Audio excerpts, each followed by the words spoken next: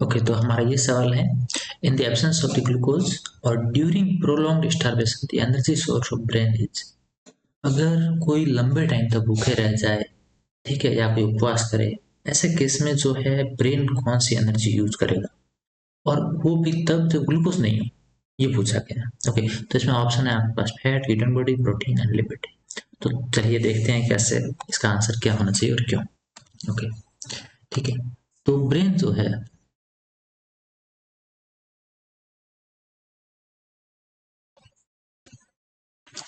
Okay, तो हमारा brain यह दो तरह की एनर्जी यूज कर सकता है, ठीक है।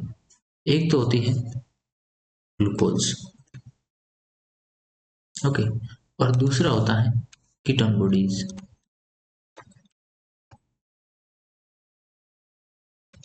दो ही एनर्जी यूज करता है, ओके, तो इसलिए ज़्यादा कंफ्यूज होने की ज़रूरत है ही नहीं। अगर यहीं ये चीज़ पता होती तो आप डायरेक्ट ऑप्शन यहीं टिक कर देते और ये आपका आंसर सही हो जाता। बट अब यहाँ पर क्या प्रॉब्लम है और कैसे, वो देखते हैं। जनरली नॉर्मल कंडीशन जब होती है, ठीक है, तब क्या करते हैं, ग्लूकोज यूज किया जाता है, ठीक। जैसे कोई नॉर्मल स्टेट है, मतलब आप नॉर्मली जो भी खा पी रहे हैं उस कंडीशन में, नॉर्मल कंडीशन के अंदर ग्लूकोज यूज होता है। लेकिन जब स्टार्व्ड कंडीशन होती है, ठीक है, मतलब स्टारवेशन होता है, भूखे रह रहे हैं, काफी टाइम से उपवास कर रहे हैं, उस टाइम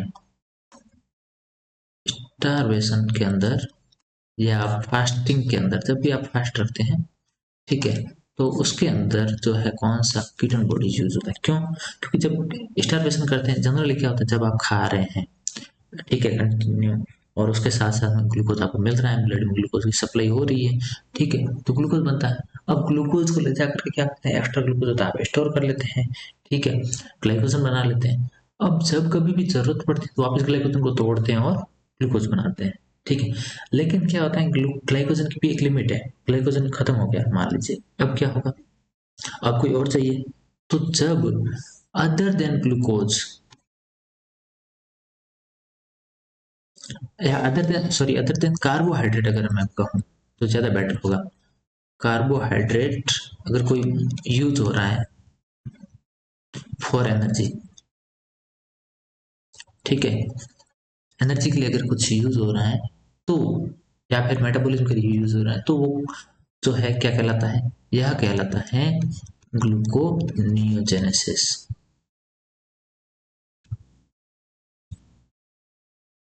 ग्लूकोनियोजेनेसिस, अब ग्लूकोनियोजेनेसिस में क्या क्या चीजें हो सकती हैं, फिर इसका मतलब कौन कौन इंक्लूड होते हैं, लिपिड हो सकता है, या फिर अमीनो एसिड हो सकते हैं, प्रोटीन हो सकता है, कोई भी, ठीक है, मतलब अदर देन कार्बोहाइड्रेट हम बात कर रहे हैं, ठीक है, तो उनको लेकर के और उससे एनर्जी बना।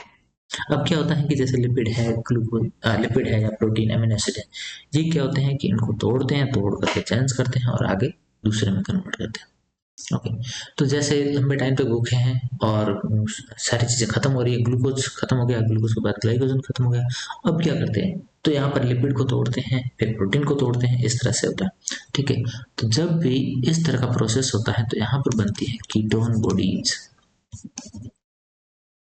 क्या बनती है, कीटोन बॉडीज, और उस कीटोन बॉडीज को ब्रेन यूज कर सकता है, जनरली लीवर यूज नहीं करता है, ठीक है, बट ब्रेन यूज कर सकता है, ओके। तो ये जो है इसको आराम से यूज कर सकता है, इवन ना ब्रेन ही अकेला नहीं है, दूसरे अलावा और भी ऑर्गन है जो इसको यूज करते हैं, बट अभी हमें ब्रेन का पूछा गया तो हम यहाँ तक ही रहते हैं। तो ब्रेन इसको कीटोन बॉडी को यूज कर लेता है इजीली। और कौन सी कीटोन बॉडी यूज कर लेता है, ये जो है यहाँ पर, ये आपके only beta hydroxy butyrate, beta hydroxy butyrate, okay. तो ये जो है इस एन टाइप की कीटोन बॉडी को यूज करता है। तो इसका सीधा सा आंसर क्या हो जाएगा, इसका आंसर हो जाएगा कीटोन बॉडीज, क्योंकि सीधा आंसर यही पूछा गया। बाकी जैसे अब आप सोचोगे प्रोटीन होना चाहिए, लिपिड होना चाहिए, क्यों नहीं है, नहीं, बाकी वो अलाउ ही नहीं करता ब्रेन, ठीक है, वही तो उसके पास भी तो है, पर वो उसको डायरेक्टली यूज नहीं कर सकता। वो डायरेक्टली किसको एंट्री देता है, वो कीटोन बॉडी को ही एनर्जी के फॉर्म में यूज कर सकता है, बाकी यूज नहीं करता। तो इसलिए ये जो है इसका आंसर है। क्यों? क्योंकि इन कीटोन बॉडीज को या ग्लूकोज को ये लेगा, उसको तोड़ेगा, CO2 बनाएगा और उससे ATP जनरेट करेगा और उसको काम में लेगा एनर्जी फॉर्म में। ठीक है, ओके। तो ये है इसका आंसर। तो इसका आंसर सही क्या हो जाएगा? इसका आंसर होगा सेकेंड, मीन्स कीटोन बॉडीज।